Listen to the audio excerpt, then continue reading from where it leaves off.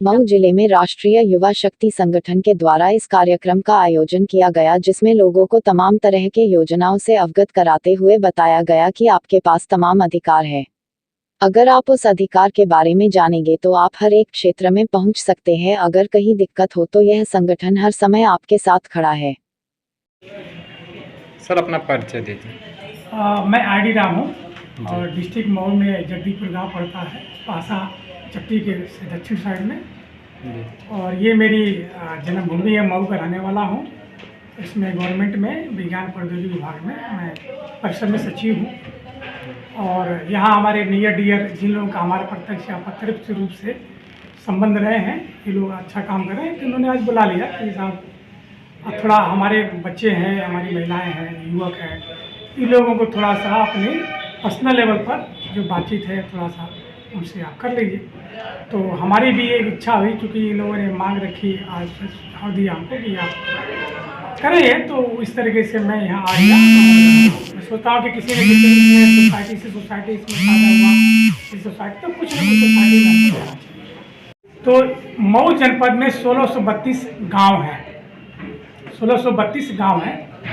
1632 गांव में अगर जो एक रोजगार संबंधी एक चीज़ें हम चलाएं तो उसको हो सकता है ये जो संस्था के जो लोग हैं, ये लोग गवर्नमेंट की जितनी भी योजनाएं हैं बिल्कुल ग्रास रूट लेवल पर जाने के लिए एक हस्तक्षेप करने का प्रयास कर रहे हैं कि सही तरीके बिना किसी क्राइम के, बिना किसी करप्शन के, बिना किसी इधर उधर के, तो सीधा जो है जो बेनिफिशरीज हैं, जो कल्याणकारी योजनाएं हैं, जो विकास वाली जो योजनाएं हैं, जो रोजगार से संबंधित योजनाएं, वो सब में ये लोग कार्य कर रहे हैं और अच्छा ये लोग कार्य कर रहे हैं। इनको मोटिवेशन की जरूरत है, इनको सहयोग की जरूरत है। अगर संगठन देखा जाए तो बहुत ऐसे संगठन उतरते हैं लोग, लेकिन धरातल पर कुछ समय बाद वो चले जाते हैं। एग्जैक्टली, लोगों के बीच नहीं वो अपना।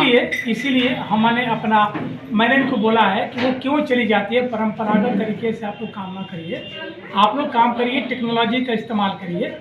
जैसे कि एक वेब पोर्टल आप विकास करिए, उसमें यूट्यूब चैनल बना लीजिए, सोशल मीडिया में काम आता है, और मोबाइल ऐप बना लीजिए ताकि लोगों के घर में ही उनकी सेवाएं दीजिए एक जगह सेंट्रलाइज से। सबको पूरा जो है 1624 गांव है, हर गांव से एक सदस्य का प्रतिनिधि लीजिए और उस गांव में सारी बातें बताइए। उसी के माध्यम से वो लोग प्लानिंग करने जा रहे हैं और पूरा विश्वास है कि ये लोग कर रहे हैं। मान लीजिए आप जनता को जागरूक कर रहे हैं, लेकिन जो बीच के हैं वहाँ से इन लोग को लाभ नहीं, उसमें आप किस तरह का सहयोग? उसमें देखिए, जो जब टेक्नोलॉजी अब बीच में आ रही है, गवर्नमेंट की ना डीबीटी स्कीम है, डायरेक्ट बेनिफिट ट्रांसफर, समझिए। अब वो बहुत सारे जो पहले की जो टेक्नोलॉजी थी वो नहीं, अब डिजिटल टेक्नोलॉजी है और सीधे सीधे बेनिफिशरीज के खाते में पैसा जा रहा है, चाहे वो स्कॉलरशिप का हो, चाहे पेंशन का हो, या किसी तरीके से कल्याणकारी योजना है, वो सब जा रही है।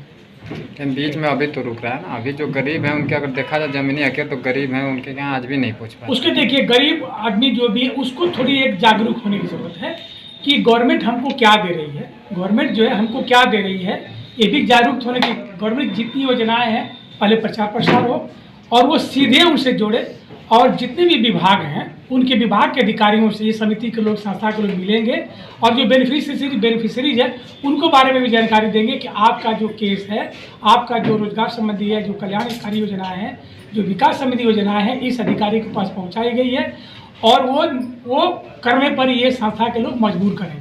अगर वो उसके बाद भी नहीं सुनते तो उसके बाद नहीं करेंगे, बहुत सारे रास्ते हैं। फिर उनके हेडक्वार्टर हैं, उनके अधिकारी हैं, उनके ऊपर के सीनियर अधिकारी, उनके तक रिपोर्टिंग होती है। मुख्यमंत्री का कार्यालय है यहाँ पर। जिले लेवल पे कई टीम है, जो संरक्षक टीम अलग है, कोर टीम अलग है, संवैधानिक टीम अलग है। इस तरह की टीम अलग अलग है जो अपना हर महीने मीटिंग करती है, उसका मिनट्स करते हैं और वो प्लानिंग फेज में जाता है, किसके लिए क्या करना है, कहाँ पे करना है। अगर देखा जाए तो आपके संगठन के माध्यम कितने लोगों को अभी तक रोजगार मिल सका है? कितने लोग को आप देखिए, शुरू रोजगार पे नहीं है, जैसे हम लोग छोटे छोटे पायदान पे चलने के प्रयास है। जैसे राशन कार्ड है, पहले तो मूलभूत में राशन की व्यवस्था के लिए उसमें करीब 1000 से ऊपर का राशन कार्ड बना है।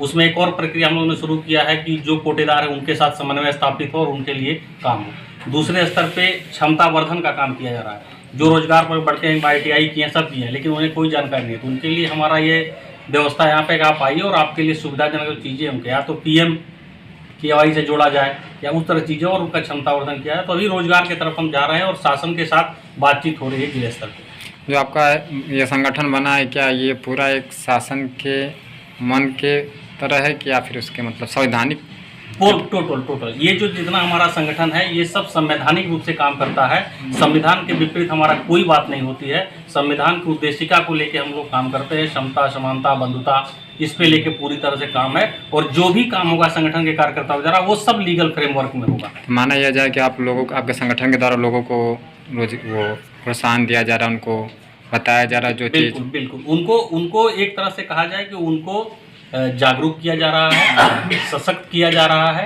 और सशक्त कर उनकी क्षमता को बढ़ाया जा रहा है। और क्षमता बढ़ाने के बाद उनको एक्शन में लाया जा रहा है। मतलब अपने हक और अधिकार को लेने के लिए आप खुद भी पहल करें। ये नहीं कि सिर्फ उनको दिया जाए, उस प्रक्रिया को बदल के सीखने सिखाने की प्रक्रिया की तरफ उन्हें ले जाया जाए। सर अपना परिचय दीजिए। मेरा नाम शेर नारायण सिंह है और मैं एक संवैधानिक कार्यकर्ता हूँ और विभिन्न डिपार्टमेंटों के साथ कंसल्टेंसी एक ट्रेनर के रूप में भी मैं सेवा देता हूँ। अभी मऊ जनपद में हम लोग जो है राष्ट्रीय युवा शक्ति संगठन और अन्य कई भी ऐसे डिपार्टमेंट हैं जिनके साथ हम लोग मिलकर काम कर रहे हैं। और मोटा मोटी अभी जो बातचीत हुई न वही है, संविधान के दायरे में ही हम लोग सब कुछ कर रहे हैं और संविधान से बाहर जाके हम लोग कुछ नहीं कर रहे हैं। और इसको अगर देखा जाए तो सामाजिक न्याय, आर्थिक न्याय, राजनीतिक न्याय को लेकर के, साथ ही जो है जिस रूप में मऊ को जाना जाता है कि मऊ में जो सांप्रदायिक सौहार्द हमेशा बिगाड़ने की कोशिश की जाती है, उसको भी हम लोगों ने एक मुद्दा माना है। और अभी हम लोगों ने एक टैगलाइन बनाई है, सौहार्दपूर्ण और भ्रष्टाचार मुक्त मऊ, और उसको लेके हम लोग पहल कर रहे हैं। और निश्चित रूप से अगर देखा जाए तो जो इसके अस्थायित्व के लिए है, अगर कोई भी संस्था आएगी और देने की बात करेगी और दे के जाएगी तो अस्थायित्व नहीं बनेगा।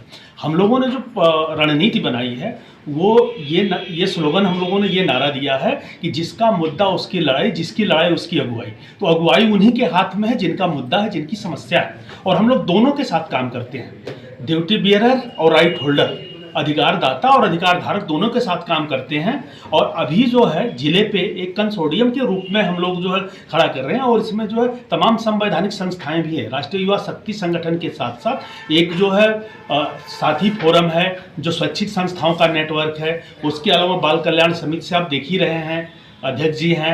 इसके अलावा जिला विधिक सेवा प्राधिकरण है और भी गवर्नमेंट के जो डिपार्टमेंट हैं उनके साथ एक कंसोर्डियम हम लोगों ने बना रखा है। और अभी एक जो अभी सर थोड़ी देर पहले सचिव महोदय जो बोल रहे थे ना कि गांव का डेटाबेस, उस आधार पे हम लोगों को रणनीति एक काम हम लोगों ने और भी जो है सोचा है। अभी इस समय चल रहा है 2 अक्टूबर से, सरकार भी ये मानती है नियोजन की प्रक्रिया अगर बेहतर होगी तभी विकास होगा। नियोजन ही अच्छे से नहीं हो पा रहा है। तो अभी पंचायती राज विभाग गाँव में 2 अक्टूबर से शुरू किया है और 31 दिसंबर तक का समय होता है, लेकिन 31 जनवरी तक का बढ़ा दिया गया है।